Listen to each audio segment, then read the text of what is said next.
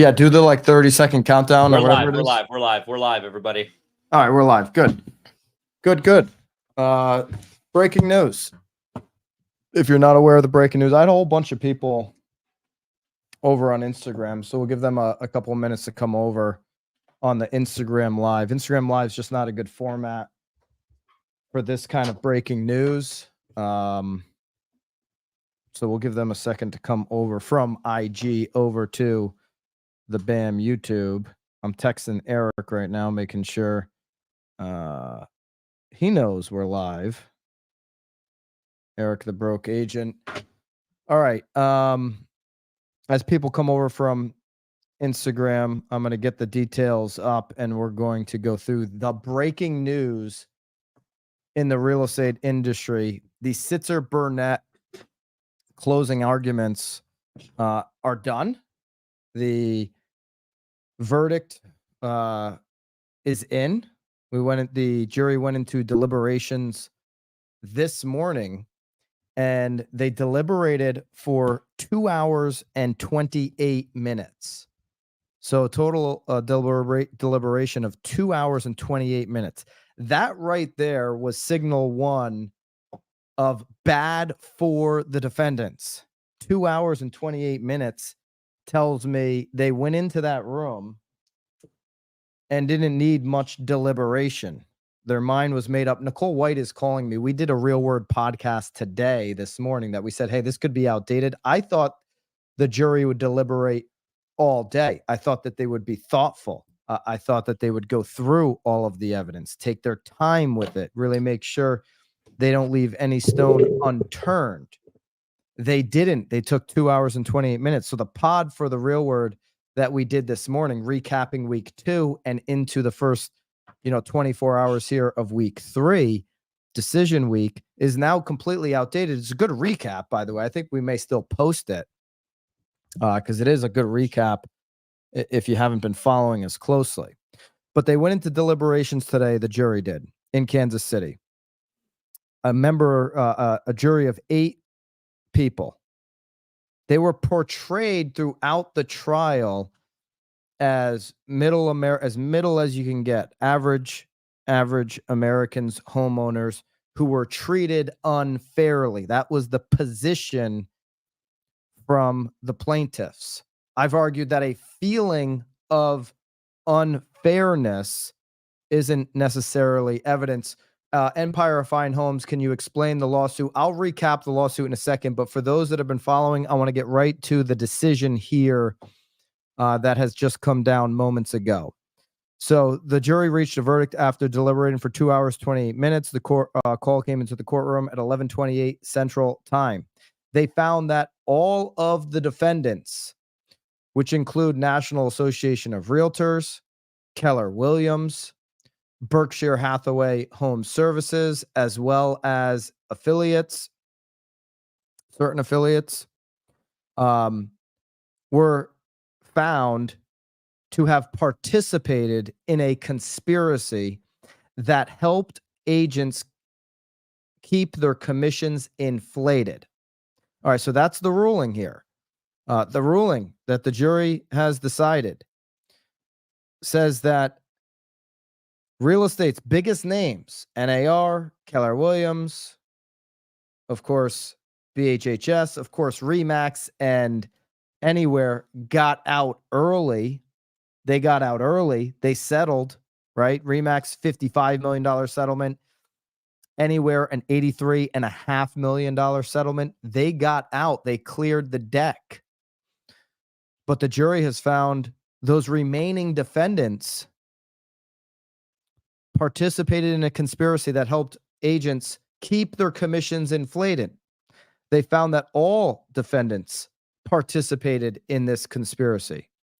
The jury has awarded $1.785 billion in damages. That number could go as high as $4 billion later on with treble. Okay, so that number could increase to $4 billion, maybe even more. All right. For those that aren't really aware of the trial in its entirety, because you have this one. Yes, Tony, this can be appealed. I imagine it will be. If it's not appealed, NAR, National Association of Realtors, might as well pack it in. Close down Chicago, close down DC, go home. Good night, NAR, if you don't appeal this thing. Their inability to be able to educate the jury. The jury went in there for 2 hours and 28 minutes. The jury had their mind made up within an hour and a half. They asked for the damage calculation exhibit, meaning within an hour and a half, they had come to a decision. Because they were asking for, let's use this damages calculator and figure out the money here, the $1.78 billion that was awarded. Now, they were asking for a reimbursement of $1.3 billion in commissions. They end up awarding $1.78 billion. So they award more than the home seller plaintiffs were asking for. So this tells you the jury thinks that, okay, not only should you get what you're asking for, you should get more. The jury believes Byron, in terms of how they're Bobby, I can hear you in my ear, but just 1 second. The jury believes that in terms of what they've awarded, that this conspiracy was so egregious that they should be given more. Go ahead, Bobby. So we've got Tim Macy on the line with a question. Okay, about the trial. Tim Macy from Real Brokerage. Just saw him in San Diego at the Real Rise. Tim, what do you got? Man, I don't know if you read the closing arguments, but like you said, this wasn't much of a debate here. The jury had their mind made up, and so none of us were in the room, so we didn't get to really see how it played out. But the NAR counsel there, their closing arguments, the law matters, the evidence matters, common sense matters, and don't leave your common sense at the door. In like a stroke of what we've always seen from NAR, it just seems like they talk down to the jury. Yeah. A lot of those closing arguments. And a lot of that disconnect that I think we see in NAR as a whole, as an organization, came through in how they approach this from the legal side. And so, I'm not one that wants to get rid of NAR, but I think for me, reading those closing arguments and seeing how this thing played, how badly they missed with how quickly this jury came to an agreement. Like, it's an obvious need we've all talked about for a while, but we need a complete restructuring around the vision and everything when it comes. I completely agree. Who's got the most mud on their face here? It's definitely NAR. When I look back at Gary Keller, Tim, when I look back at Gary Keller taking the stand on Friday and into Monday of this week, and he defended that email that went out, commissions are under siege. He was talking about commission compression from Zillow and from these portals, from these companies that are grabbing 25, 35s, and 40%. And Michael Ketchmark thought that he had a gotcha moment with this email. And it was like, wait a minute. Anybody that knows anything about the industry knows what Gary Keller's talking about. They know that he's talking about commission compression from tech companies, from portals like Zillow. He's not talking about a commission compression standpoint from the negotiations that happen with buyers and sellers.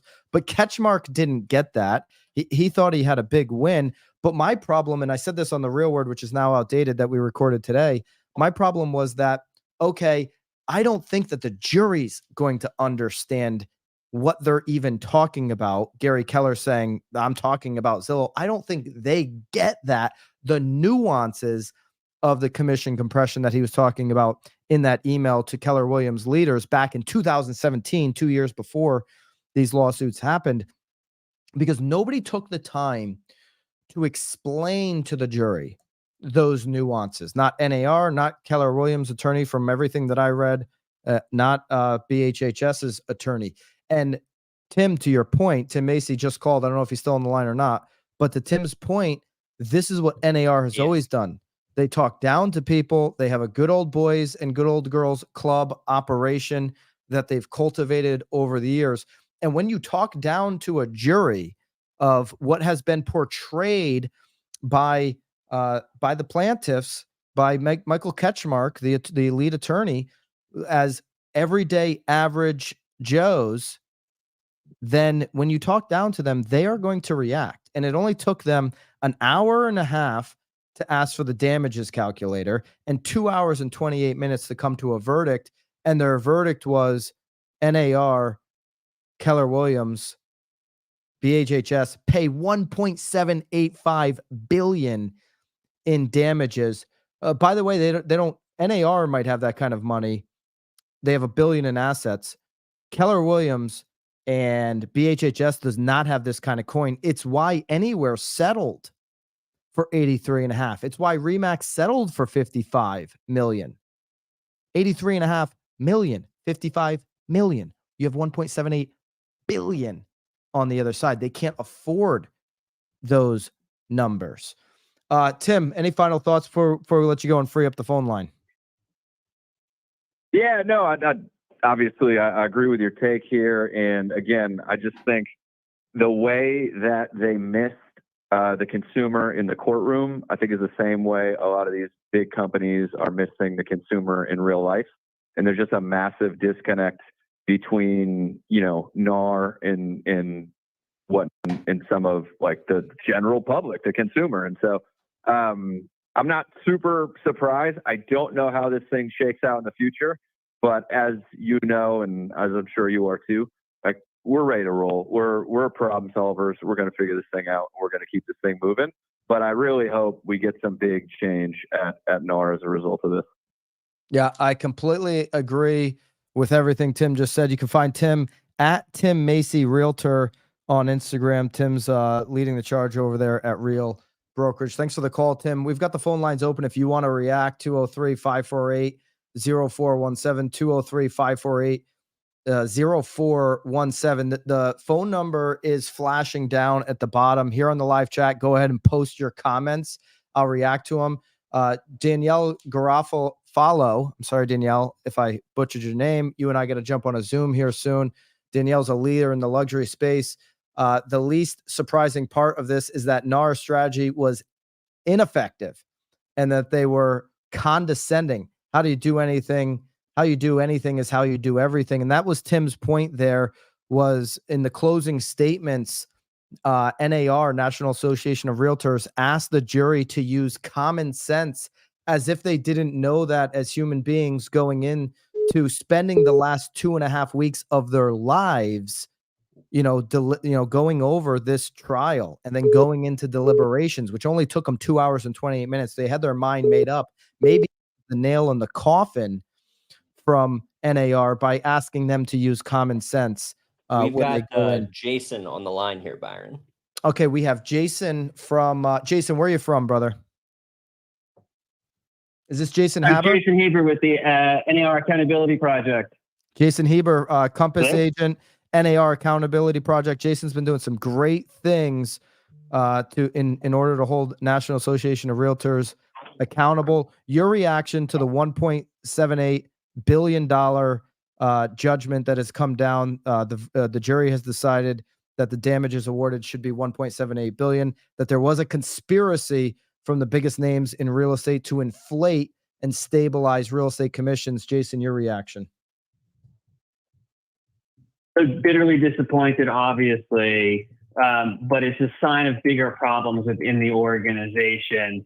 I've been exposing a lot of their flaws, and we've been talking about that now for the last 6 weeks. The CEO, Bob Goldberg, should resign today in disgrace. Katie Johnson should resign today. Everyone who's working on this should go. There's obviously going to be an appeal. This isn't the end, so let's just remember that. We will get another crack at this, but we need to crack at this with a new team and a new organization that's actually focused on winning and not on the bullshit. So and I'm going to have right now. I've been with you for a long time on Bob Goldberg should resign his position. I guess the counter argument to that would be, and let us know what you think in the live chat on Bob Goldberg's position as CEO of NAR. Should he resign in disgrace today as Jason says. Jason founded the NAR Accountability Project, or should he remain? I guess the counter argument to that would be when they go and appeal this, they're going to bring Bob Goldberg back into, I would imagine, into that appeal to, in some regards, because he was the CEO when this was, when this first trial happened. And would he be able to provide the energy needed if he was, off sailing around with Nardu money stuffed in his pocket? So is that a valid counter argument, or do you think, hey, just get out of here and we'll bring you back on the appeal when we need you? Yeah, don't forget, NAR being as bloated as they are, they pay people after they leave. I believe he's going to be on the payroll for a year after he resigns anyway. Or two. He'll have a golden parachute. Yeah, he'll have a golden parachute. He'll have plenty of incentive for them to not go bankrupt, to make sure that they keep paying out his package is. So he's got plenty of incentive to be one of many good witnesses. But we need to, when this happens, you cannot sit by and just say, okay, let's just try again. These people have failed us. They have failed you and I, and they must be held accountable. They are poor, ineffectual leaders, and they need to go, not just because of this, but because of their positions in sexual harassment, the toxic workplace there that we've documented in gross detail up to this point. I don't know what it takes. In any other organization, these people would be gone already. They're semi-functional. This is such a broken organization. It's the only place where they could still exist and try to thrive within. We need to turn the page immediately and begin work on the appeal. And that means bringing in new leadership and a new team for that appeal.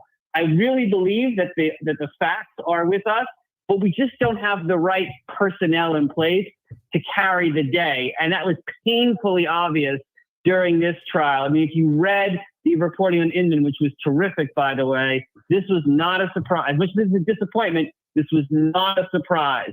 And the only question for us is what to do now. And if you think that these folks should stay, I have a bridge to sell you. Jason Heber, thank you for the call. Jason founded the NAR Accountability Project. Follow him on Instagram at Jason Heber, JASONHABER on Instagram. Great thoughts from somebody who is certainly emerging as a true industry leader in his efforts to hold the National Association of Realtors accountable. National Association of Realtors, for certain, is the biggest culprit to blame here. Their inability to educate the jury, to level with the federal jury, to treat them as a equal to them. They've talked down for many years to folks around them. They have this good old boy, good old girl club about them, the way they operate. And it was reflective in this jury decision. So just to recap, if you're just joining us, a federal jury has issued a verdict against the National Association of Realtors and major real estate franchisors. Okay, of course, RE/MAX, of course, Anywhere saw this coming and got out early. That should have been the first signal that there was no chance the defendants had of winning. Okay, RE/MAX, Nick Bailey, these guys are smart people. Why did they get out on the cheap at $55 million? They got out because they said, we can't put our faith in NAR. They also left NAR holding the bag because they said, hey, our agents don't have to go with NAR anymore. Okay. So they found that in a case that alleged some of the nation's largest real estate companies, they found that they did conspire to inflate real estate commissions.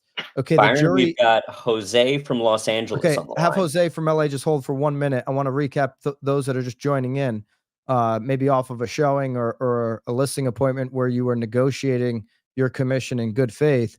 The jury deliberated for about 2.5 hours Tuesday morning before issuing a unanimous verdict. Unanimous. They knew the decision going in, guys.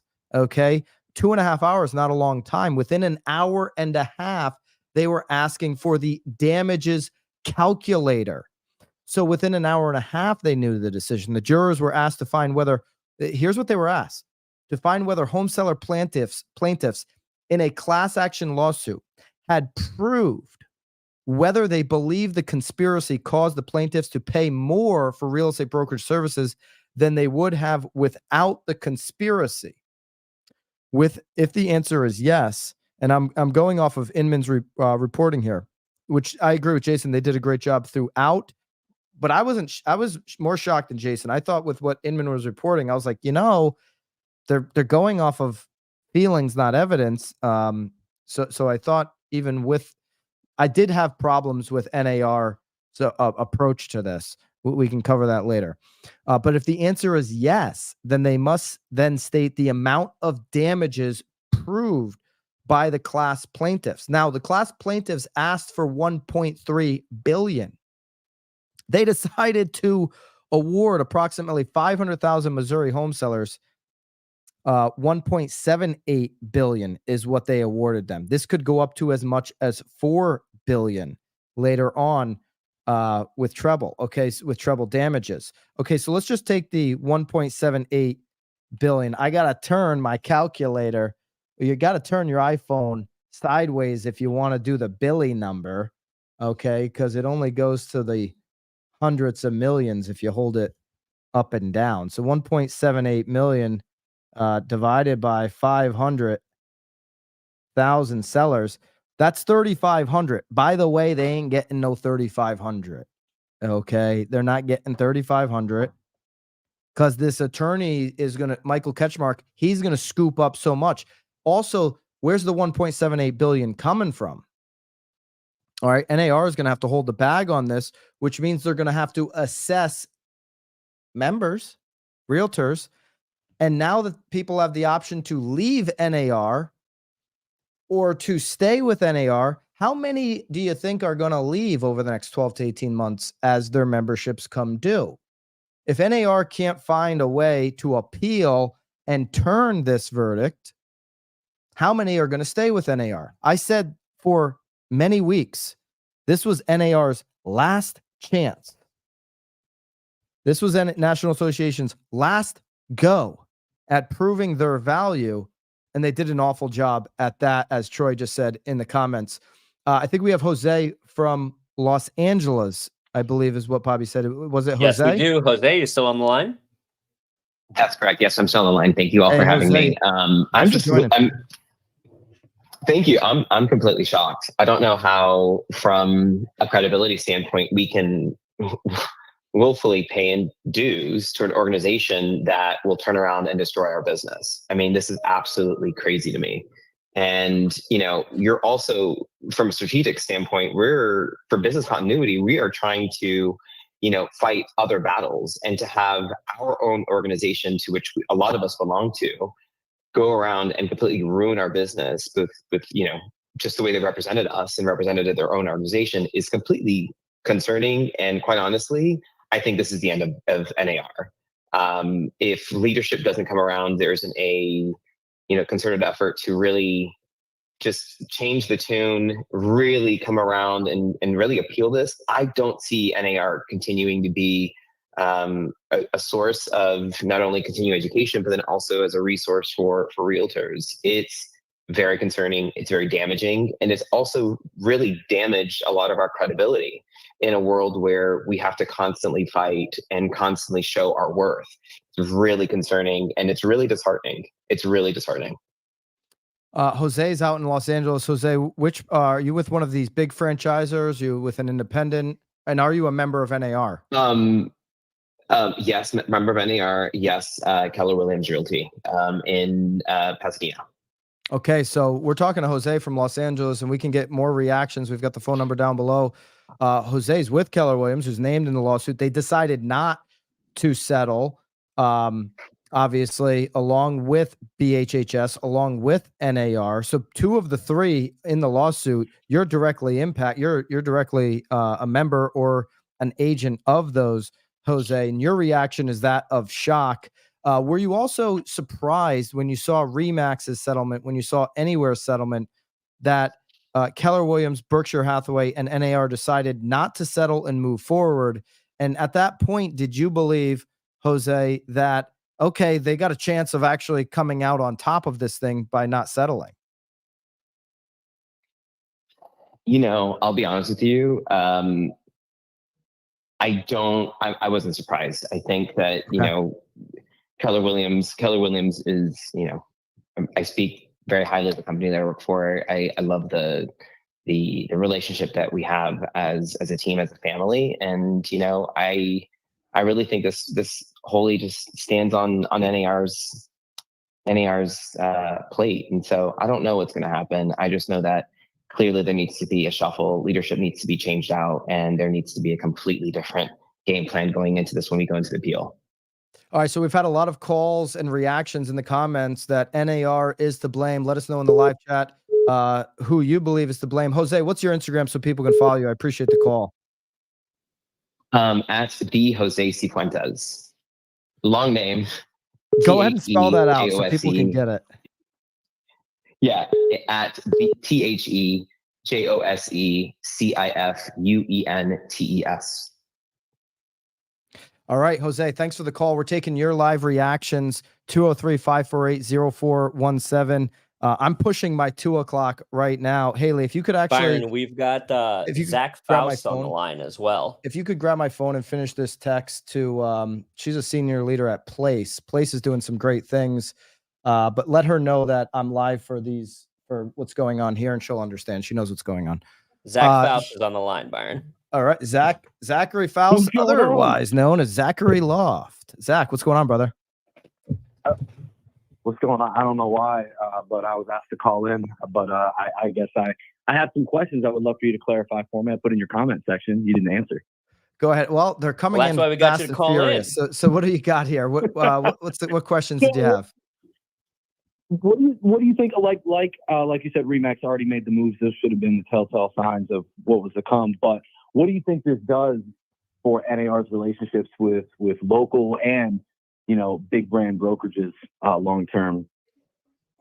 I think that it hurts it significantly. I mean, you hear some of the reaction and the pain that's going on just in the last hour here that people are feeling towards the National Association of Realtors. This is on top of what we haven't been talking about the last 2.5 weeks, which is still something that needs to go. We need to go through with a fine-tooth comb, which is the sexual harassment allegations, which seem to be more systemic within NAR than they do as a one-off. And so I think this hurts the relationship with local and big brand brokerages, because they're going to have to make the decision here that Remax made, that Anywhere and their brands have now made, that as an agent, you do not have to agree to the tie-in agreement that is local board and NAR. They're going to have to give agents that option to remove themselves away from NAR. And in 12 to 18 months, NAR membership is going to look dramatically different, whether they turn this appeal over or not. Between the sexual harassment, between this now initial verdict, there's been enough damage between the decades of NAR treating people who are not part of the club as less than, just like they did from reactions from you and my viewpoint of how they spoke to this jury as well, just like they did to this jury. I think there's enough damage done where you're going to see a lot of members leave NAR in the next 12 to 18 months. And the businesses that have their business tied into these memberships. Okay. There are subscriptions that are tied into NAR's dues. Those businesses are in big trouble in the next 12 to 24 months. For sure. The Right M Plus system is utilized in Delaware, parts of Maryland, DA, Pennsylvania, and it's directly tied into our local board. So that's something where, all these big brands start pulling out, and their business as a whole is directly tied to those NAR memberships. You have to think that they're thinking about making their moves and maybe shifting their business models to maybe stay ahead of things. Yeah, there's a lot of businesses that have hitched their wagon to these dues over the time. Like, hey, there are things that a lot of you pay for that you don't even realize that you do. Zachary can be found at zachary.loft on Instagram. Zach, it's been a long time since we caught up, brother. Thanks for the call. Appreciate you. Love you, man. Keep doing your thing. I'm taking your reactions at 203-548-0417. I can hear a beeping in my ear. I don't know if everybody can hear that. I hope not. I hope you can't hear the beeping. If you can, let me know in the live chat. But it's 203-548-0417. Happy to take your live reactions to the verdict, which only took 2 hours and 28 minutes for the jury in Kansas City. Byron, that to come to beeping that final is calls, just like we've got another one on the line. The right. phone's ringing off the hook. Go ahead. Name and where you're calling this is from. a crazy live stream. I mean, it's a good one. Well, your name and where you calling from, brother. JR calling from Connecticut, EXP Realty, the Let's All Win team. JR, the Let's doing? All Win team at EXP. What's going on, JR? Man, what's going on is just, NAR not being able to read the temperature.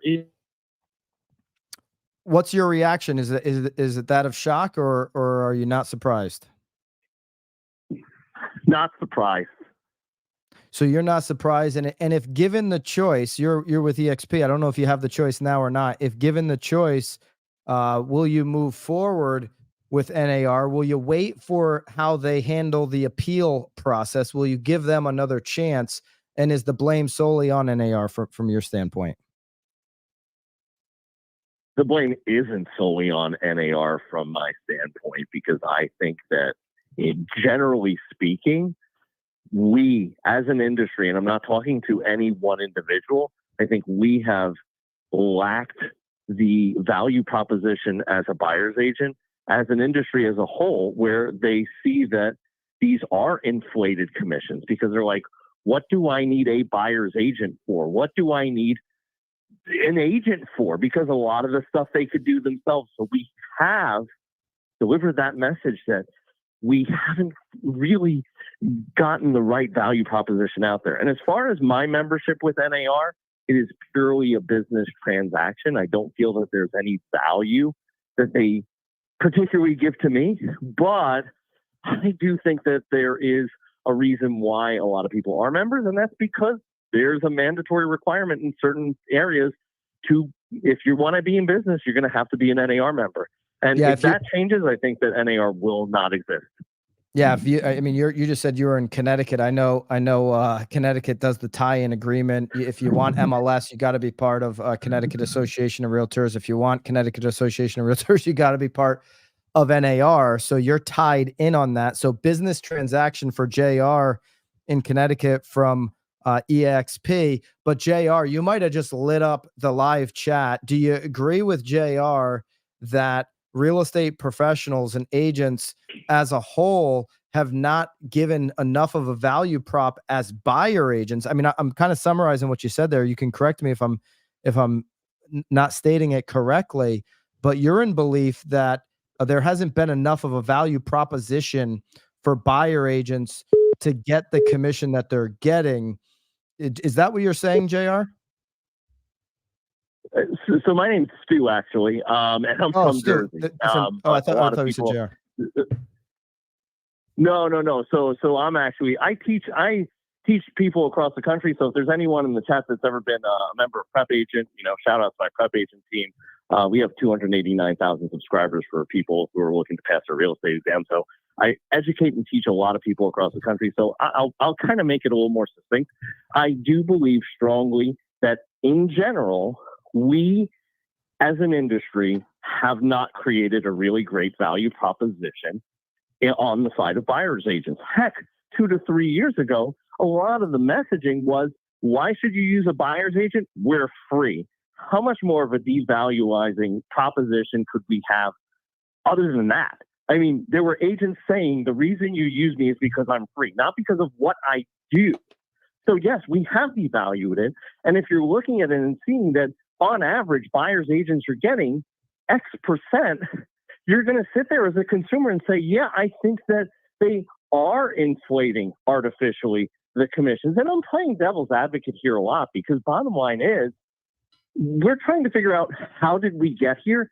That's how we got there. It's also, if you look at buyers and their tendencies to do things, the reason why buyers bounce from agent to agent to agent is because they don't see value in any one agent over get me into the home. Now, I'm not talking to the agent who's sitting there saying, I do a great job.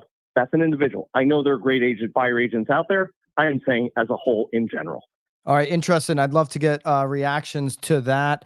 And it sounds like, listen, to me, it sounds like NAR members can get wiped out. It could level the playing field for those great professionals to emerge who have a serious value prop, who don't say my services are free. You should never say that.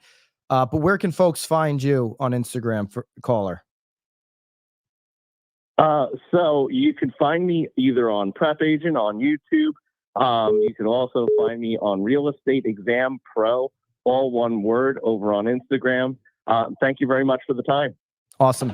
Thanks for your thoughts and your reaction. We're taking reactions here, 203-548-0417. A little bit more information just came down. So ultimately the jury awarded $1,785,310,872 in damages. So $1.785 billion in damages, which will automatically be trebled. I was saying $4 billion. That was the initial expectation. Now we know it will automatically be trebled to $5.356 billion. So jurors today, just moments ago, shocked the real estate industry, awarding damages adding up to $5.36 billion to home sellers after only deliberating for 2 hours and 28 minutes. It means they went into this thing with their mind made up. NAR pointed the finger at the jury on Monday in closing arguments and said, use your common sense when you walk into the room, spoke down on them, as NAR often will do when they're speaking to absolutely anyone. We know best. The jury went into the room, and after an hour and a half, they said, give us that damage calculator. We're going to ring this thing up. And they rang it up to a tune of $1.785 billion. The antitrust suit represents 500,000 Missouri home sellers, which were seeking this reimbursement for the $1.78 billion in commissions paid to buyer brokers. So specifically, the commissions paid to buyer brokers. They feel like there was a conspiracy that didn't allow them to negotiate, and they automatically felt like they had to pay this buyer broker, and that they did not believe that they were able to negotiate it. The jury in Kansas City agreed with that stance.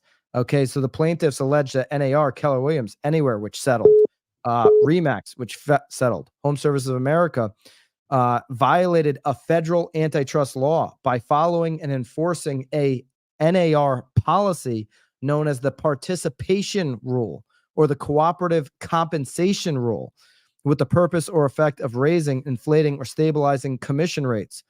During 11 days of arguments and testimonies, the defendants repeatedly said the plaintiffs didn't provide evidence to prove the alleged conspiracy. Okay. They said he didn't provide the evidence. I felt like they didn't provide really great evidence. They kept talking about it being unfair. Unfair is a feeling, not evidence. Okay. Now, some of the evidence they brought to light: Mike Ferry scripts, a Tom Ferry podcast with Alan Dalton, where Alan said, this is something that somebody uses. It was awful. Tom Ferry said, I would never use that script. They played that. That's when, by the way, the defendants asked for a mistrial because that was never presented in the evidence. Michael Ketchmark, the attorney for the plaintiffs, put that out there to make the industry look sleazy, to make the industry look like car salesmen and women. And I think he did a good job painting that picture. NAR attorneys did a poor job of relating to this jury. Michael Ketchmark, the plaintiff's attorney, did a great job of relating to the jury, of connecting with the jury. The plaintiffs, the class action lawsuit, the home sellers were painted as middle American folks, and they could relate to that jury maybe a little bit more than NAR, than people like Lawrence Yun, who took the stance, who's been the chief economist for, 15 years, making $900,000 a year of your dues. The judge did ask the jury not to pay attention to NAR salaries or certain Inman salaries. Inman was in the conversation a lot. One of the brokerages said, since when is that a legitimate news source that a jury should be paying attention to? That's an industry news source. There was a lot of heat on the industry, didn't like the industry, didn't like the industry practices that were really highlighted by Michael Ketchmark. And to me, those were all feelings, not evidence of an overwhelming conspiracy. And Byron, we've got loyal hot cheater Andrew Kniff on the good. line. Have Andrew Kniff just hold for 1 second, if you could. I just want to wrap this thought up. With NAR in particular, so 11 days of arguments and testimony, defendants repeatedly said the plaintiffs didn't provide evidence to prove the alleged conspiracy. NAR in particular, trades organization's lead counsel, Ethan Glass, told jurors on Monday that if the plaintiffs had their way, home buyers wouldn't have access to real estate agents at all, thus setting the industry back 30 years to the days of sub-agency when buyers didn't have agents with fiduciary duties to protect their own interests. Now, we can debate another day, are buyers going to be able to access buyer agents here moving forward in a potentially new rule world? The plaintiff's lawyer has utterly failed to prove that a conspiracy to follow and enforce the rules even exists. Glass, an attorney with for NAR, told jurors during his closing arguments on Monday, none of what you have been told is true, said Keller Williams, lead attorney. Not a single thing. But these are words, okay? Educate them instead of just saying words. And so we've got Andrew Kniff on the line. Andrew Kniff from, I believe Andrew is from Jacksonville, if my memory serves me correctly. Andrew is a local hot sheet listener. By the way, we go live on this channel every single Monday through Friday. If you're not aware, subscribe to the channel and hit the bell. Thanks for everybody for joining into this emergency announcement here. Make sure you subscribe to this channel, hit the bell. We'll do this at any moment that we need to break news. But also, we go live every single Monday through Friday on the hot sheet, 9:30 on the East, 6:30 on the West, on the live tab here. So please subscribe and hit the bell. Andrew, what's going on, brother? Not much. Just as you asked, I forget who was on the line before. I mean, are you shocked? A little bit of me, yes, because I mean, lots of us being required to join NAR just for our local boards. You expect them to do a good job, but then on the other side, it's like, not at all. Am I shocked? I think it's been completely mishandled. And especially when you hear the closing arguments speaking down to the jury, it's just like, you're really supposed to go off of the facts, but in that instance, it's kind of hard to ignore some of those things when you're a jury sitting there. And I think the whole thing stems from just transparency. I think lots of the people in the industry aren't sitting down with their sellers discussing what this actual commission towards the buyer's agent is going towards. I've tried to do it in each of my listing appointments because it's always a question that gets brought up. And, it's like, well, we're just one half of the puzzle, and they're the other half. We could just list your house on the market, but I only have such a large sphere. They bring their sphere to look at your house. And I think my main question, I think I know how it's going to go, but just what do you see going forward if this appeal isn't held up, and how that's going to deal with getting commissions paid out to the buyer side? Yeah, I don't know. When they had the settlements for Anywhere, when they had the settlements for Remax, you did have Michael Ketchmark, the attorney for the plaintiff, saying, we're not looking to bankrupt anybody. And he said, we would have gotten more money from a Remax or an Anywhere if more money was available, but these brokerages don't have it. This 1.78 billion, nearly 1.8 billion in damages. The industry doesn't have it. You can suck as much out of NAR as you can. But I think you're going to see the destruction or the remaking of what NAR is going forward. If NAR is to exist going forward after this judgment, they're going to have to put an assessment of, exponential proportions on their members. Meaning, if you're a member now paying $150, would you pay $1,000 a year to remain for the next 4 or 5 years, to remain a member of NAR, so that they can keep their salaries inflated and then pay what is due. So I think you're going to have a massive disruption. Who wins? Michael Ketchmark wins. And I've got some breaking news on some comments Michael Ketchmark has just made, the attorney for the plaintiffs, and what he said he's going to do moving forward. This is shattering news here from Michael Ketchmark. I'll announce that in just a second. But he's a big winner because he's gonna collect a lot of this money. The 500,000 home sellers in Missouri, what are they gonna get? $13 a piece. We know how these things work out. The attorneys win. Who else wins? Zillow wins. Nobody's talking about Zillow. Maybe Homes.com. Andy Florence wins in his battle against Zillow. So I'll put Zillow in the portal bucket. Homes. Zillow has a great brand with the consumer, so I think they win. Realtor.com right now feels like they're in third place in that race. They win. Why? Why do they win? The brokerages are paying the fee here. The brokerages are going to be extremely vulnerable, these big brokerages. So new brokerage models emerging that don't have a lot of debt, they potentially win. How does Zillow win? They have a relationship with the consumer, a direct relationship with the consumer. Buyers and sellers are still going to buy homes. Okay. Does Zillow get closer to the consumer with disruption of brokerages and mud on the face of the real estate industry? Does Zillow get even closer to the consumer than they are today, or further away? It's pretty apparent they get further away. Jason says NAR has called for an emergency meeting at 3 p.m. today. NAR, your emergency bells should have been going off for weeks.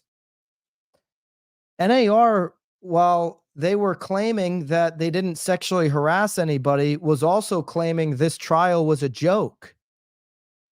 Now you've got the biggest loss of all time in the real estate industry. Okay, so realestatenews.com. They've got some comments here from Michael Ketchmark. Let me just break down some of their thoughts. Attorney leaned into emotions, rationality at various times. This is what I've been saying. He's connecting with the jury. I thought it was like, hey, these are a lot of emotions. How are these evidence? But he connected with them, and they made a deliberation in less than 2.5 hours.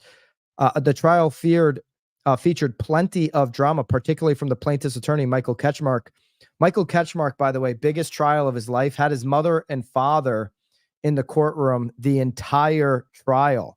So had his brother, who was an attorney. They were all there rooting him on. They know how big of a payday this is for him. He used a variety of tactics to attack the defendants on the stand, some of which went too far in the eyes of the court. Ketchmark was reprimanded for mentioning a related Department of Justice investigation and for introducing a vulgar video about commission sales tactics. This is that Tom Ferry podcast with Alan Dalton. Okay. That was not in the pre-trial evidence. Okay. Real estate stocks taking a huge dive. Maybe we can flash some of those stock moves on the bottom. Feel free to flash the phone number again if we want to take some more reactions. Moves the defense said were grounds for mistrial. They asked for mistrial. The judge disagreed, but instructed the jury to ignore the evidence in question. You can't ignore the evidence once you see it. Okay. It's like, you're visiting your grandparents' house for the holidays. You walk into the bedroom. There's your grandma in the middle of getting drunk. Your eyes just can't unsee that. You're going to be traumatized for the rest of your life. I've never had that experience, by the way, but I'm just imagining the traumatization that you could have if you had that experience. The defense attorneys took a more methodical approach overall, repeatedly saying there was no conspiracy. They also pointed out that no smoking gun existed, such as email or other type of communication indicating that defendants discussed keeping commission fees at a specific level. Without such evidence, the defense said the plaintiffs failed to meet their burden of proof. Okay, so now going forward, what does Ketchmark say he's going to do? Today, here's Michael Ketchmark's quotes, and here's the big news that we haven't covered yet. Here's his quotes after winning with the plaintiffs on this class action lawsuit. Today was a wonderful day. It's been a long fight. Actually, Haley, if you can get my cord here. Today was a wonderful day. It's been a long fight for the last 4.5 years. Remember, this class action lawsuit was filed. It became a class action lawsuit later, but the original lawsuit was in 2019. Okay. It's been a long fight the last 4.5 years. The time has come for the corporations to return the homes to the home sellers. Well, I don't know. They sold the home. I don't know what that. Then the corporations don't own the homes. That's an odd comment. Not content to limit the lawsuit to name defendants in Missouri. Catchmark immediately filed. Here's the news. This is breaking from realestatenews.com. Catchmark immediately filed a similar class action lawsuit against NAR again and 7 major brokerage companies: Compass Now, EXP, Redfin, Howard Hanna Real Estate, huge company in the Midwest and other areas, United Real Estate, Douglas Elliman, and Weicker Realtors. There are more. This is why Remax and Anywhere settled, because they have protection. You don't see Remax and Anywhere in this lawsuit. They have protection after settling. Our goal is to take the message from Missouri across the nation and return the process of selling homes to the fair market and allow people to reap the benefits of technology, and to stop this conspiracy from affecting people in our country. It's been a glorious day, Catchmark says. He hates real estate agents, Catchmark. Michael Catchmark hates real estate agents. So this is what I mean when I just said, who's going to win? Catchmark. He's parading around probably with mommy and daddy, because they were in the courtroom the whole last 2.5 weeks. They probably went out and got ice cream on his big win. But he's parading around because he's going to make millions of dollars on this. He's the guy that took down, air quotes, I'm saying this facetiously, took down the real estate industry. Listen, for those worried, the market's going to persist. It's going to come down to a knowledge broker market. Those part-time agents that sell 2 homes a year, they're out. They're definitely out. Okay. I mean, the industry is going to change here. There's going to be new rules. Winners always win. So there's going to be agents that help people and that win in a big way in the new rule environment. And Byron, we've actually got Hayden from Seattle on the line. Good. We'll take Hayden here in a second. But Catchmark wins. And when I said Zillow wins and some of these other companies, Catchmark alluded to it right here. Our goal is to take the message from Missouri, this win here that they just had, across the nation. He wants to now have a national suit, return the process of selling homes to the fair market, and allow people to reap the benefits of technology. Reap the benefits of technology. That's Zillow. That's Homes.com. That's Redfin. That's Realtor.com. That's not brokerages. I know Redfin's a brokerage. I know technically Zillow's got broker license, but you know what I'm saying. Hayden from Seattle, your reaction to the verdict's decision, to the verdict here, the jury's decision just announced a couple of hours ago. Well, thanks for having me, Byron. And while Catchmark is out there enjoying his chocolate chip ice cream with his parents, we'll be here talking about this. My main question, I was curious what you were thinking is going to go on in the future, because I'm with Keller Williams up in Bothell, just north of Seattle, Washington. And at least at my office, we have to be part of NAR in order to have access to the MLS and all of that stuff, and just through my brokerage. So that's going to change, brother. Yeah, that's exactly what I was saying. I was kind of curious what your outlook was on that. And then without being a part of NAR, do you see, issues arising just from that alone, and just kind of what your thoughts are there?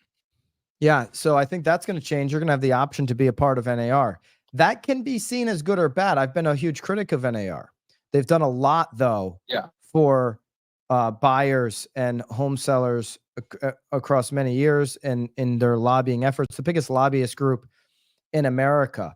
And so this is a huge loss for NAR to be faced with. They were very arrogant in their approach to this trial, in my belief. I don't think they really did all they could. I thought all their eggs should have been in this basket. The fact that they're paying $46 million a year to Havas Marketing Group to come up with campaigns that says we are whatever the hell that means. Nobody knows what the hell it means.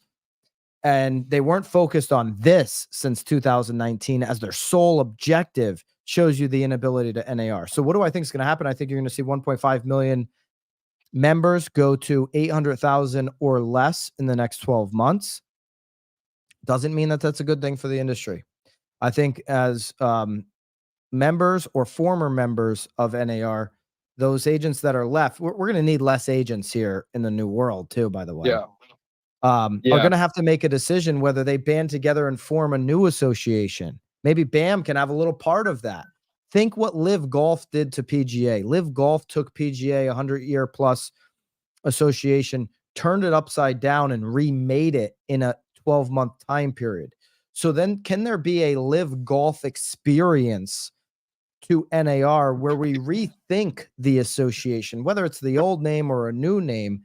Can there be a new association that speaks to the members, that doesn't sexually harass members, and that focuses on the important things, not national commercials, but things like this?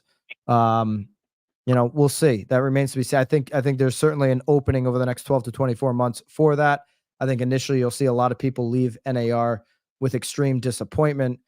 Daryl Frost from Keller Williams, from your brokerage, Hayden, says, we are disappointed that before the jury decided this case, the court did not allow them to hear crucial evidence that cooperative compensation is permitted under Missouri law. So Daryl Frost of Keller Williams saying this was not allowed. This is not the end.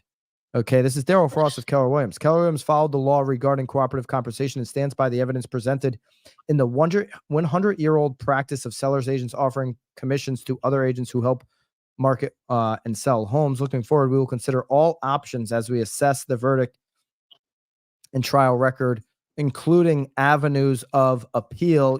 This thing's going to get appealed. They're going to have to come with a lot better of an approach. Hayden, your Instagram profile, people can follow you on IG. Yeah. Hayden Kuhn Realtor. So HaydenCoonRealtor. And thank you, Byron. Just want to say we all really, really appreciate you staying on top of this stuff and, just getting it out there and having a lot of good insight on it. So thank you. Thank you, Hayden. Go follow Hayden over at Instagram. Make sure you're subscribed and hit the bell to this YouTube channel. We'll break news as soon as it comes out. We actually go live on the channel every single Monday through Friday, 9:30 on the East, 6:30 on the West, with our Hot Sheet show, where we deliver high value information that you can take from the macro and bring it into your market. Professionals are going to have not that you shouldn't have had them before, but you want to move forward in the new world, have really high standards, be super educated, be freaking extremely professional in your approach to this business. It's why we started the Hot Sheet back in January, because we knew this was coming. You didn't see NAR start a freaking Hot Sheet in January knowing that this was coming. We did over here at BAM to help prepare the agent. So hit subscribe if you haven't done so already. It would really help support what we're doing at BAM, and hit the notification bell so you don't miss those live videos every single Monday through Friday. We're going to be covering things this week like the Fed's decision, which is just as big of a decision in terms of what's going on with the 30-year fixed rate. Maybe not as big of a decision, obviously, as this, but a fairly big decision because the U.S. economy is pretty important. Michael Ketchmark is doing a victory lap in his comments, if you're just joining us. And Byron, we've actually got Kyle from New Jersey on the line as well. Great. I'll take Kyle in just a second. Michael Ketchmark's comments are those of one doing a complete victory lap. Michael Ketchmark, the attorney for the plaintiffs. Today was a wonderful day. It's been a long fight for the last 4.5 years because this lawsuit was originally filed in 2019. The time has come for the corporations to return the homes to the home sellers. How long has he been working on that line? Our goal is to take the message from Missouri across the nation and return the process of selling homes to the fair market and allow people to reap the benefits of technology and to stop the conspiracy from affecting people in our country. It's been a glorious day. He announced another lawsuit in Missouri going after, now that they've won this one, they're going to go after Compass. They've announced EXP, Redfin, Howard Hanna Real Estate, United Real Estate, Douglas Elliman, and Weicker Realtors. I'll tell you what, this will be some of these companies. You look at Redfin's balance sheet, this will be a death blow for Redfin. I'd be surprised if a lot of these companies don't auto settle and reflect what Remax and Anywhere settlements were before this. I mean, you had to think NAR had something up their sleeve, and why they didn't settle. Okay, NAR's got a lot of our money. They're going to come at this thing freaking guns a-blazing. They're going to connect with the jury. They're going to educate. To not settle means they got to have a significant chance of winning. The jury going in for 2 hours and 28 minutes of deliberation, NAR had no chance of winning. Their mind was made up. So, all right, name and where you're calling from? Kyle Kovacs from New Jersey. Kyle, what's going on, brother? Hey, good. So, I mean, this is definitely a little surprising because the plaintiffs, their case was awful, right? Because now I don't know if every state's the same as New Jersey, but in New Jersey, in our listing agreement, I've been in the business since 2011. Our listing agreement says outright, hey, the commission is whatever the amount is, and here's how much goes to the buyer's agent. And the seller has to agree to that. They have to sign off on that. Maybe some other states are different, where it's kept in the dark, it's kept a secret. But the other thing too, and I am a KW agent. I've been a KW agent since 2011. I've never once had my broker or anybody I know ever really say, hey, this is, what our expectation is you charge for commission. There's agents in, my office and other offices that charge all different rates, anywhere from, 2.5%, 2% upwards to 6-7%. I don't know how you fail this miserably making a case against what was a really, really weak case brought by the plaintiffs. But I have to imagine, and I'm no expert on the legal process, I have to imagine on an appeal, if you just get like a halfway competent, defense attorney, that you should be able to win this. So with the coverage that came out of Inman, which I thought Inman did a great job, by the way, Andrea Brombrella was in the courtroom and she was giving us updates instantly. With the information that we were getting, I agree with you that the plaintiffs did not have a great case proving a conspiracy of inflating and stabilizing commissions, buyer commissions across the country, that they all participated in it knowingly, and that there was even a conspiracy that had existed. I thought the evidence was weak.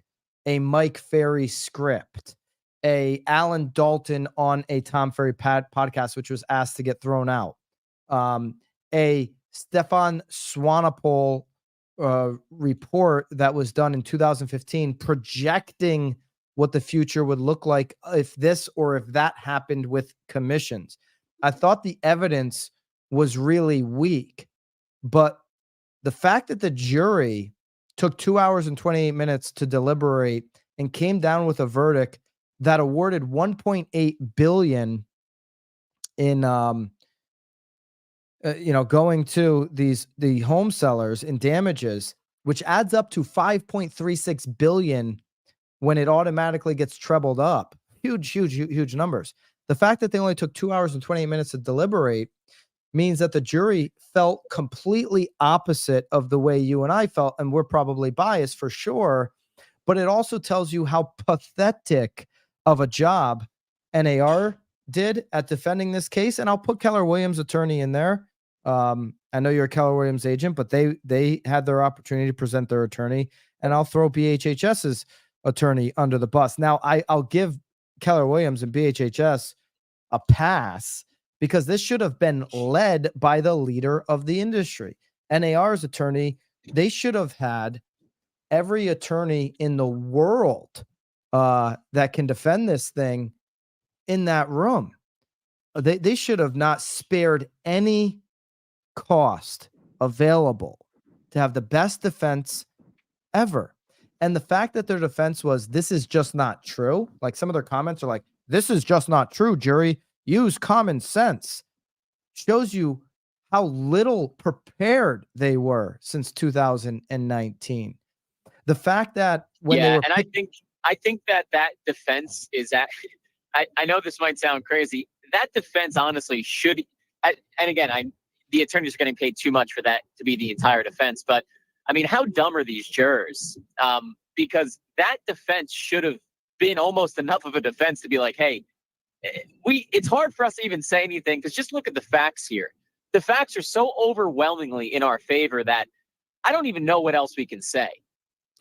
Some of the plaintiffs, that home sellers there that were put up on trial said, yeah, I feel like I did negotiate it. I just feel like it's unfair. There was 2 of the 5 that were like, yeah, you know, I feel like I did get to negotiate my commission and I wasn't forced into it, but I just feel like it's unfair that I have to pay the buyers. It was like your feeling, you signed a contract. Your feelings and contracts are 2 different things. So I get when you're looking at it from our perspective, you know, there is some common sense, and that's what Nar said. But Nar, you can't say that to the jury. You need to fully emotionally connect with them. That's what Michael Ketchmark did, the plaintiff's attorney. And you need to educate the living heck out of them. And by the way, that's the silver lining here, moving forward. That's the big takeaway for real estate agents. NAR lacked the ability to connect with the everyday person and to educate them. The agent who moves forward in the new world, the silver lining. The agent that moves forward in the new world is going to be the person that can educate folks. Go ahead. Right. And I agree with that. I would also say the silver lining is now you go into appeal and, you know, it's almost like you have the answers to the test and you're like, they threw everything they could at us and this is the best they came up with, you know, because it's a pretty pathetic, you know, case. It was really a case built on a house of cards. How you can convince a jury is interesting. I think if they went to a different state, you know, Missouri is one of the least educated states in the country. You know, that's not my opinion. That's just a fact. But I think if you know, try to take this nationwide, things are going to look a little different. Okay. So thanks for the call, brother. What's your Instagram so people can connect with you? It's just Kyle.Kovacs. Kyle.Kovacs. How do you spell Kovacs? Kovats. All right, go file Kyle. Thanks for the call and your reaction to the verdict, which was just announced here hours ago.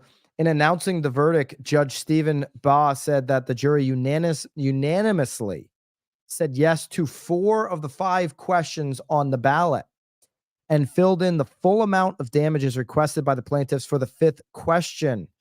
The first question was whether a conspiracy existed, followed by whether it impacted commission fees, and whether defendants voluntarily or knowingly acted in this conspiracy. Both sides appeared to have a sense of how the case was decided as they were called in to hear the verdict.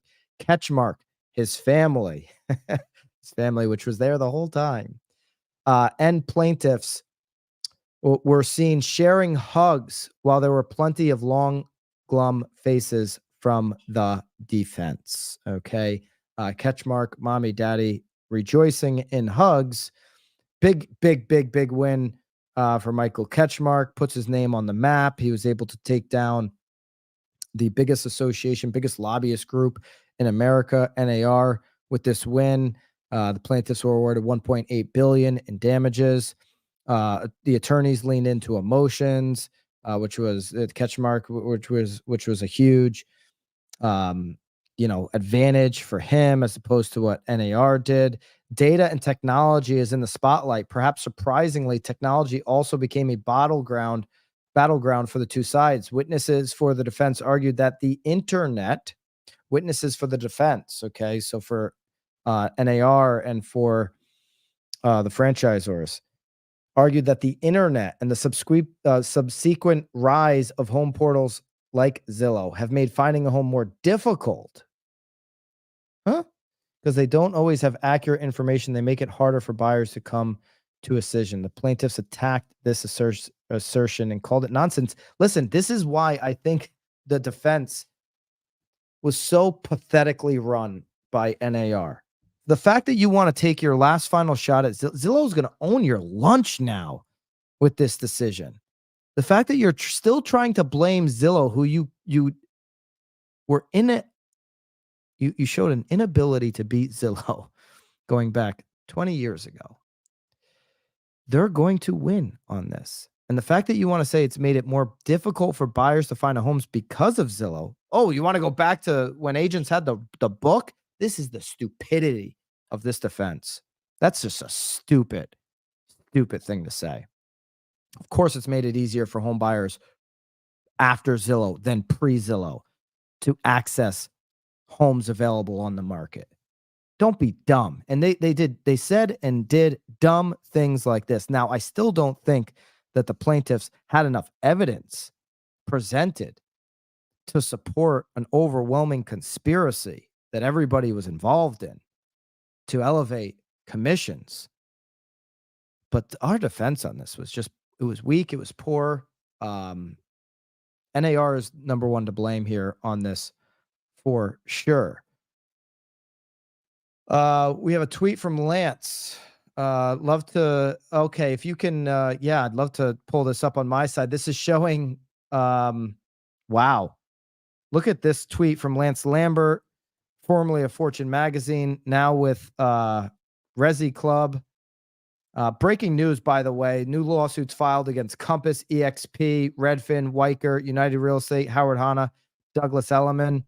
NAR is also named as a defendant. So it'll be interesting to see what their stocks are doing. Jury just awarded the plaintiffs in the Sitzer Burnett buyer broker class action. Go ahead and put that back up there.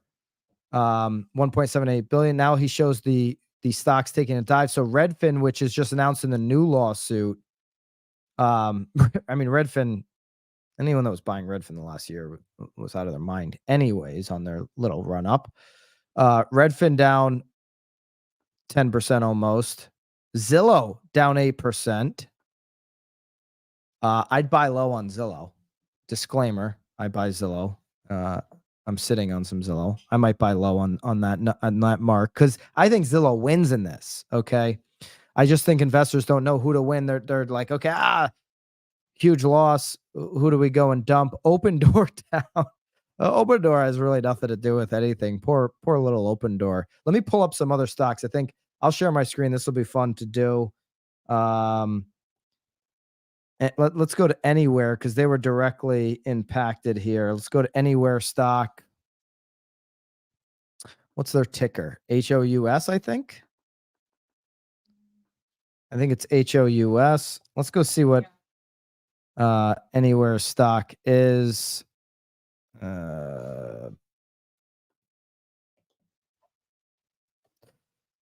Anywhere only down 4.38%. You can see the big dip on the news and then a little bit of a rebound here. So Anywhere only down 4.48%. Compass just named now in the new lawsuit that Ketchmark announced after the parade. They're down 7%.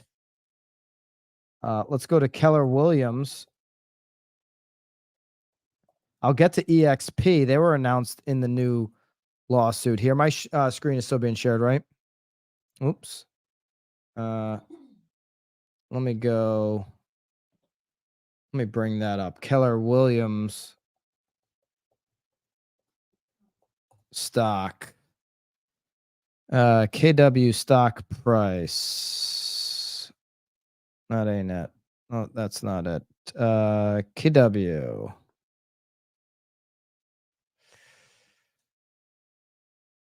Okay, I'm not gonna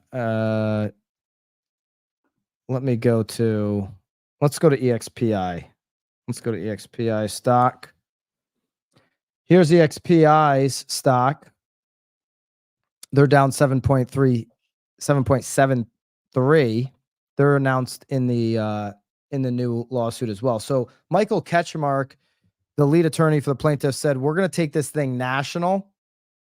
He wants to end the conspiracy for all and turn the buyer experience over to technology, is what he said. Technology equals Zillow, folks. So Ketchmark is basically saying Zillow's the winner along with him, taking bags home. I don't know if mommy and daddy picked him up. They were at the trial. They were all hugging after, if he had his own ride out of there. But he wants to take this thing national. In the meantime, he's filing another lawsuit in Missouri. Okay. And that other lawsuit, that new lawsuit in Missouri that he announced immediately after saying today was a glorious day, named Compass, EXP, Redfin, Howard Hanna Real Estate, United Real Estate, Douglas Elliman, and Weicker Realtors, as well as NAR. So 8 defendants on the new lawsuit in Missouri. If you're a brokerage in a state that hasn't been impacted yet, get your freaking ducks in a row. Don't wait for NAR to help you. They have shown an inability to be able to protect buyer agency in this country, to be able to help the brokerages on this one thing. And this was a final straw moment for many with NAR. We took so many calls, your reactions. We've got actually Jake from Ohio on the line, Byron. All right, let's hear what Jake's reaction from Ohio is. Jake. How's it going? Man, Good. what a catastrophic failure for NAR. Catastrophic. The defense that was put on was lackluster is a nice way to say it. It's catastrophic. I mean, I really wonder, where are these dues going, that the NAR is collecting? Millions of dollars that they could have used for this defense. And they got beat by a guy who basically said, we just don't think it's fair, so give us the award. Between jury selection and everything else, there are just so many things that went wrong. And I think this lays at the feet of NAR. My real question is, what's next for NAR? And who's the alternative to NAR anymore? We have no alternative. So one of two things will happen. Zillow and technology. Yeah, I mean, Zillow's the closest to the consumer. The closest to the consumer wins. And so I think there's an argument to be made that in a buyer world, Zillow gains more power. Maybe homes.com, which is making some noise, gains more power. Realtor.com, do they need to go through a rebrand knowing Realtor is in the name? Okay. I was sitting out in Palos Verdes, California with the CEO not too long ago. He felt like they didn't have to. He felt like Realtor was a strong brand for buyers. Is it today? Is Realtor a strong brand with consumers today? Now, what happens with NAR, to your question? One of two things can happen here. Either they reinvent themselves or they get lived golfed, which means, look what happened to the PGA when Live Golf came. Somebody else comes and emerges and changes the game and creates a better association for agents. Now, you said, what is NAR spending their money on? They're spending their money on We Are Our commercials, which is ludicrous. Or you get a bunch of fragmented associations serving, people of a common interest, agents of a common interest, of a common area, things like that. You have a fragmentation scenario, but I think you have an NAR membership count that goes from 1.5 million today to less than 800,000 in the next 12 to 18 months. I think it was going down anyways with the state of the economy and the state of the agent. I think we need less agents to serve in the new world. You're going to have to be freaking highly professional if you want to get business. These agents that are doing part-time actions and duties are going to get wiped out with something like this. You can argue whether that's a good thing or a bad thing. There's going to be space here for really professional agents to help buyers that are able to articulate, like a previous caller said, articulate their value proposition inside and out, professionally negotiate it, show that they are embedded in the local community so deep that if you're a buyer, you got to work with this person because they know the ins and outs. And they're bringing you so much freaking value in your home search experience. You couldn't do it without them, whether you're paying or negotiating the seller to pay.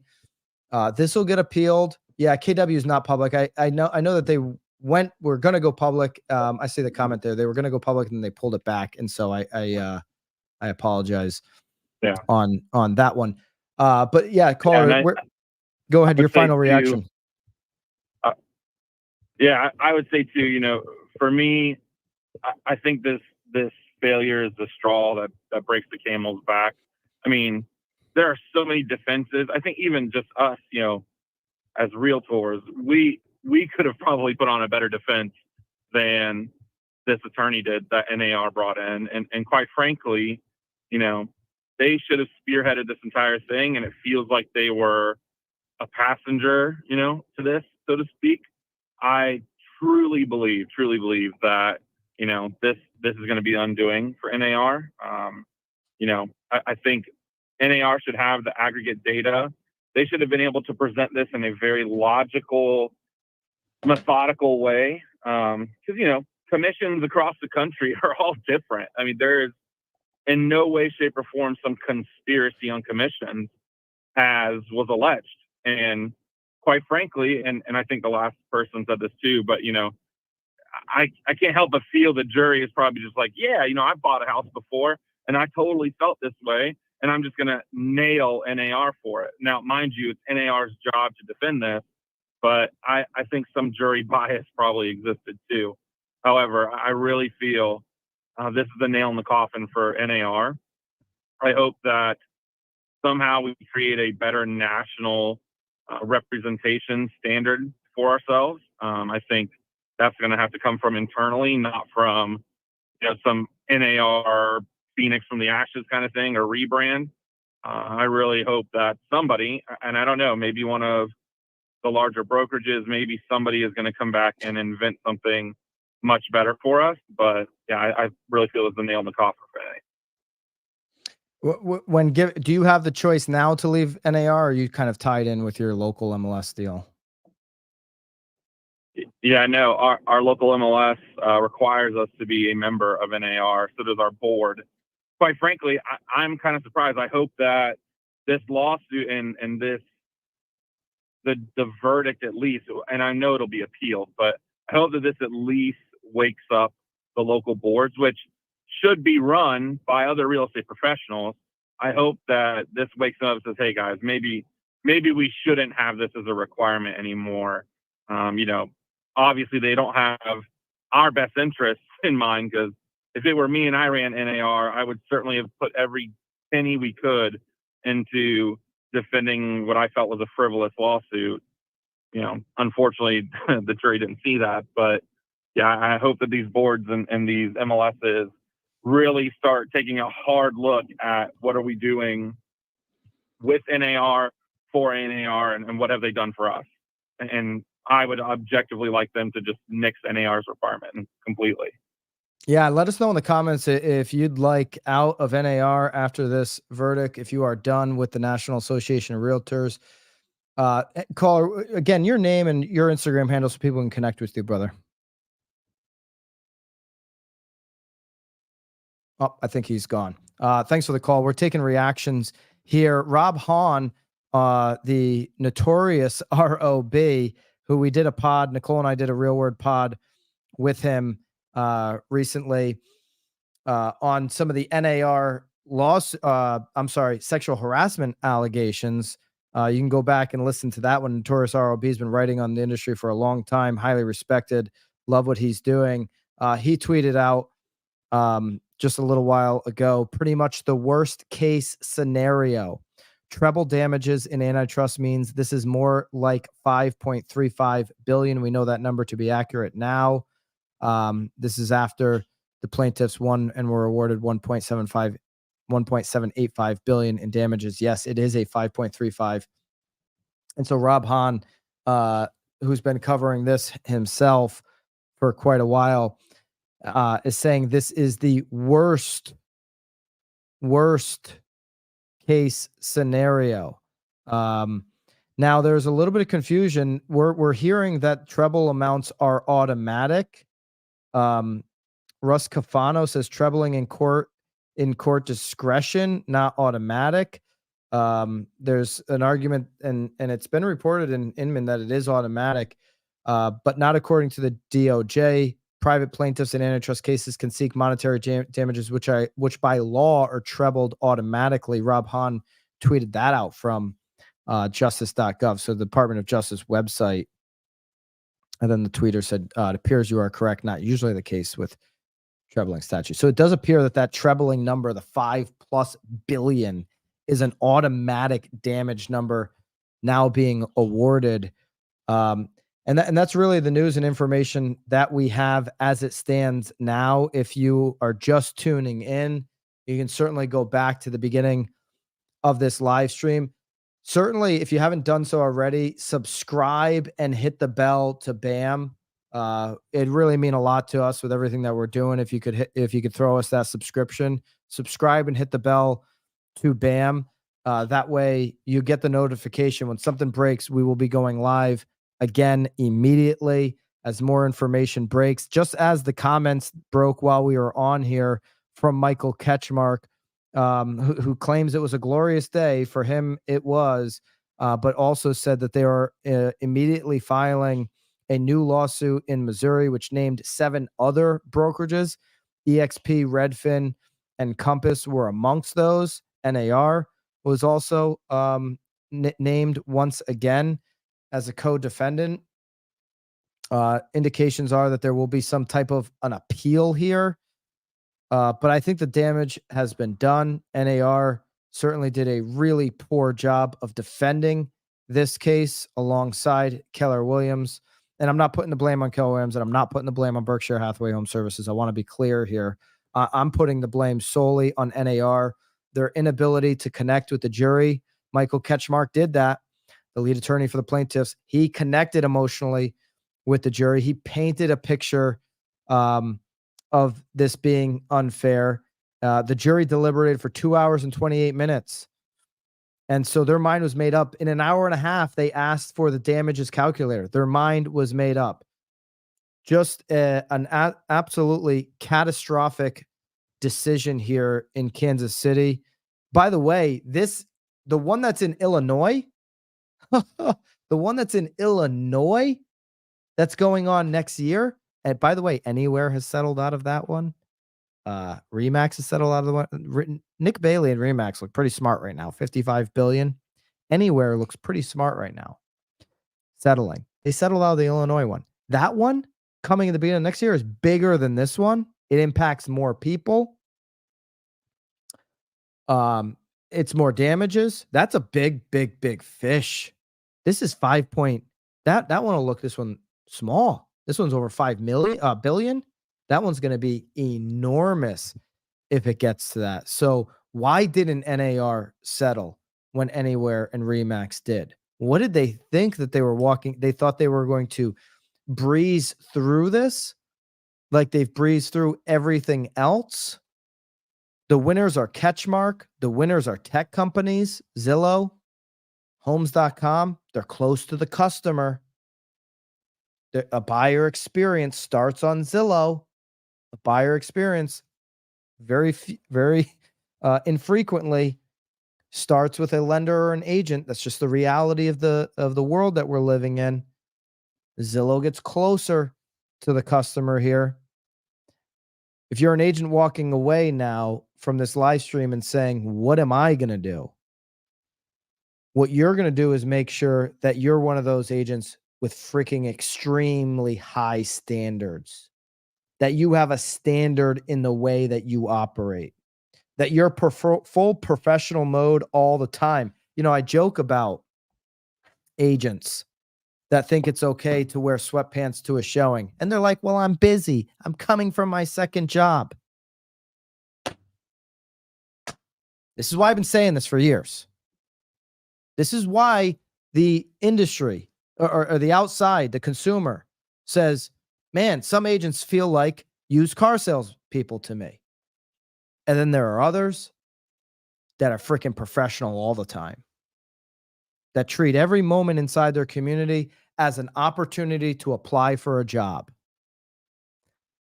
And there's still going to be 4 million transactions that happen over the next 12 months. That's the projection, right? 4 million, we're all hoping for more, but 6.5 million is a long way in the rearview mirror. There's still going to be 4 million transactions that take place over the next 12 months. And I guarantee you, as the consumer learns about this, as things change, as NAR maybe sets sail on what they've done for the industry and a new one emerges, the real estate professionals that know more than everybody else in their market, that are freaking deep in the knowledge, that show up as a professional, that have a standard, that don't just say, I want to do a few sales and try this thing out. Those got to go at this point. We got to move forward with the full-time professionals. Would you put your money with a part-time financial investor? Or would you put your money with a full-time? Would you go see a part-time doctor, or would you put your health in the hands of someone who's freaking all in on your health? You got to be all in at this point. And the agents that have freaking high standards, treat the consumers with absolute respect, bring extreme value, can articulate the value, and negotiate in good faith on the value, are gonna be fine. Okay, so move forward off of this live stream, get back into your business. Maybe you're in a ride to a listing presentation, and be thinking, how do I serve them at the freaking highest level ever possible? And you do that hour by hour, call by call, email by email, listing appointment by listing appointment, buyer consultation by buyer consultation, step by step. You keep doing it. You do it 3 times harder this winter than you did it last winter, because that's what it's going to take to succeed. And you put your head down and you be a freaking top professional. NAR let us down. NAR didn't have any of you real estate agents come up and take the stand. They had Lawrence Yun, who's been making your due money, chief economist for NAR for the last 15 years, come up and say why there's no conspiracy. How about some of the agents some of these folks have worked with and negotiated with in good faith? How about some attorneys that can relate to the jury? Jury didn't relate to NAR. Jury didn't relate to the industry. They related to Michael Ketchmark and the plaintiffs, and that was apparent in this verdict. We'll be covering it here going forward. We thank you guys for jumping into this emergency live stream. Please subscribe if you haven't done it already. Subscribe to the channel. Hit the bell so that you get notifications when we do these emergency live streams. We go live every single day in the morning, 9:30 in the East, 6:30 in the West on the hot sheet. And if you're looking to take your professionalism to the next level, because there's always a next level in all of our journeys, mine included, we're putting out information to help you do that each and every single day from a macro perspective that you can bring into your market. It's why we started the hot sheet back in January. We saw that this potentially could come. And here the day is when we need professionals now more than ever. You never know. BAM might be at the forefront of the next vision for NAR. So stay with us. We'd love for you to, again, subscribe, become a member of BAMX. We always have a link for BAMX. You can just use my current code HOT to get 10% off of that. We need to band together as a community, not further apart. And that's what we're doing at BAMX. BAMX is just sick value for coffee money. So use code HOT to get 10% off on BAMX. Thank you guys for joining the live stream. I'll be back on the hot sheet tomorrow morning unless some more news breaks live. Then I'll be back with you guys. Have a great day. Be the professional that I know you are.